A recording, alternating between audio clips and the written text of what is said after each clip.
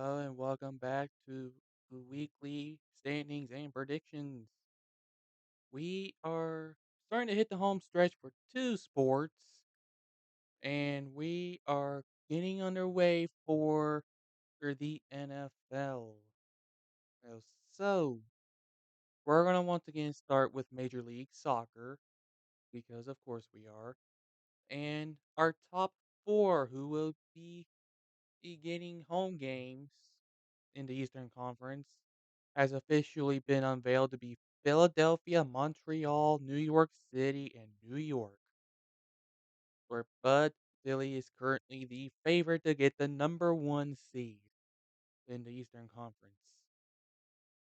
However, there is still a battle for who will get the last three.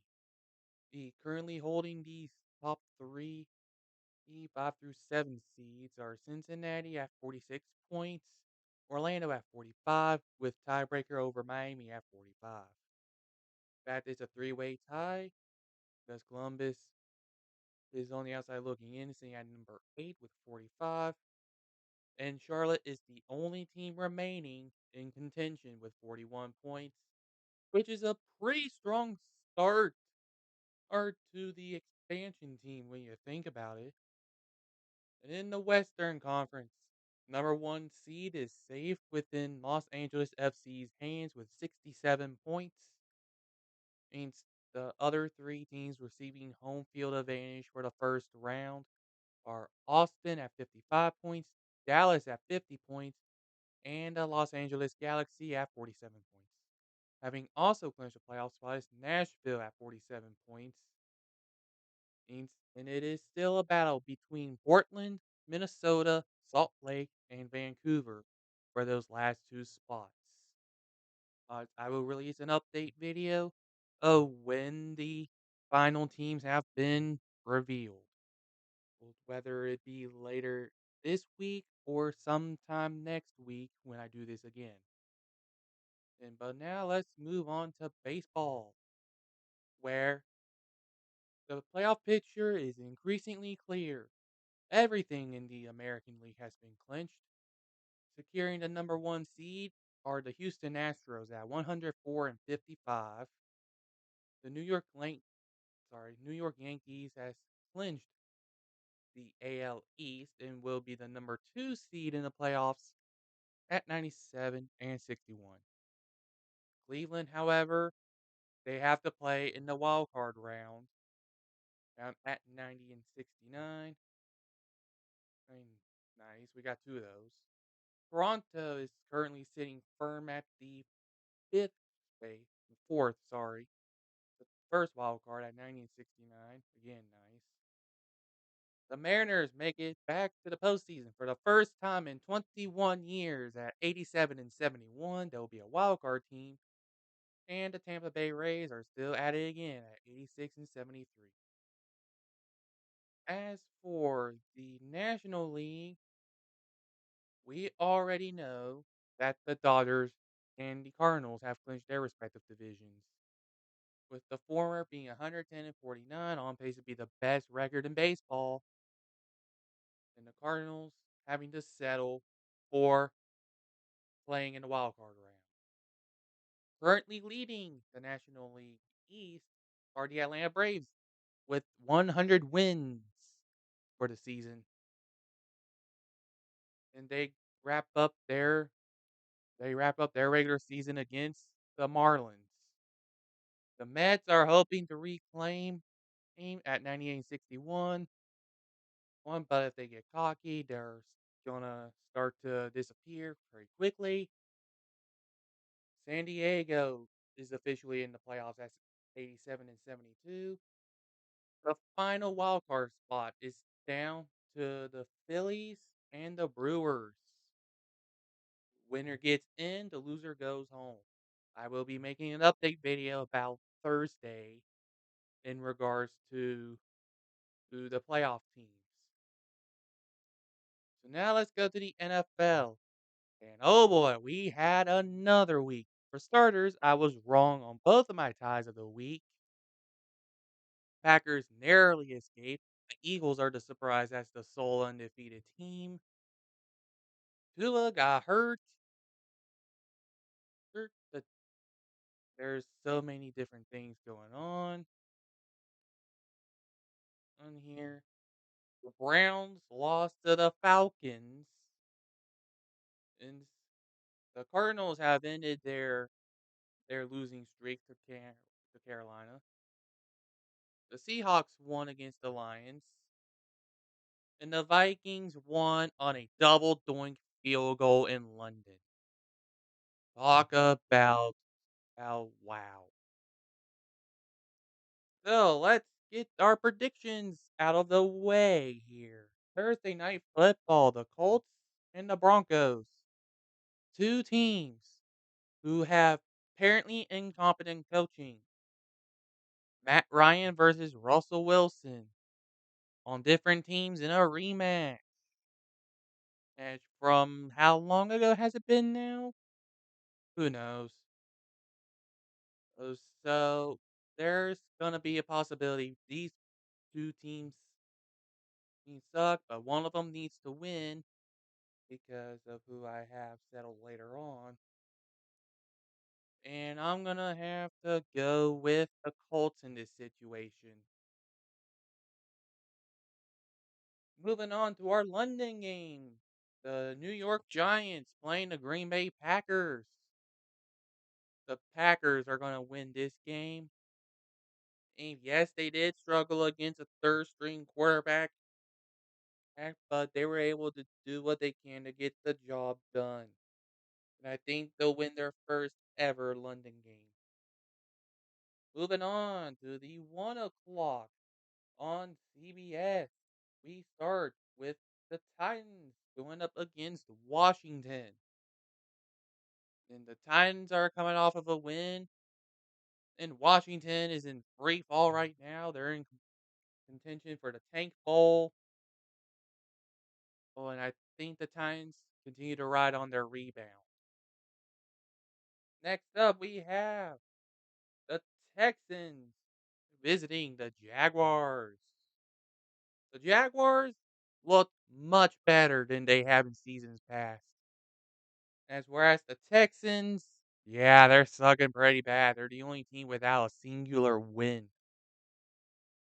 Yeah, Ty doesn't count as going winless, buddy. And I think because of how much in free fall the Texans are, that the Jaguars are going to pull this one out against the Houston Texans. We got the Dolphins versus the Jets. I actually see the Dolphins winning this one. Well, who knows how long Tua can be out for? Or yes, he may clear concussion protocol by then because of the extra rest. But at the same time, do you really risk it? And Bridgewater would probably do a decent job against that Jets defense. And say all you want about Zach Wilson, but yeah, the Dolphins just have more talent all around. Next, we have the Steelers versus the Bills. I'm taking the Bills in this situation because A, they're much more of a legitimate playoff contender. The Steelers have been known for playing out of their competition. They can't do that against a legitimate team. And furthermore, yeah, Kenny Pickett needs time to grow. So if they continue to roll with him, or if they bring back Mitch Trubisky in a somewhat semi-revenge game, it's not really a revenge game. But yeah, I just don't see things going the Steelers' way this year. Or to be honest, and wrapping up the CBS games for 1 o'clock. The Chargers versus the Browns. Both teams have talent. They're both coming off of polar opposites. His Chargers won against the Texans. Browns lost to the Falcons. And I don't think Jacoby Brissett can keep this team above 500 for long. I'm just being honest. And I'm going to give this one to Justin Herbert and the Chargers. Now moving on to the 1 p.m. games on Fox. We got the Bears versus the Vikings. Kirk Cousins and the Vikings are coming off a much needed win, and they're going to continue that streak against their old division rival in the Bears because that team ain't good. But next up, the Seahawks versus the Saints. Since Geno Smith has been playing surprisingly well under Pete Carroll. Well, so they may end up being the shocking team. Whereas the Saints may choose to continue with Andy Dalton. James may come back soon enough to make another start. But it's hard to tell how this game is going to go for the Saints. If anything, it's going to be the defense that bails them out again. And so it's hard to do so against the Seahawks, though. This is probably one of those tough years for the Saints.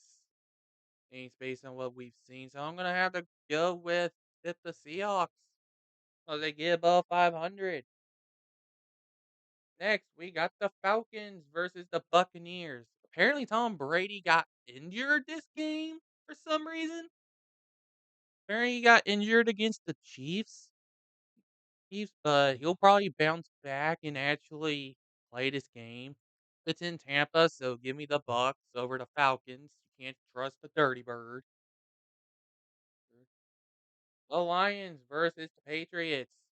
Is Detroit gets revenge against Matt Patricia in this matchup.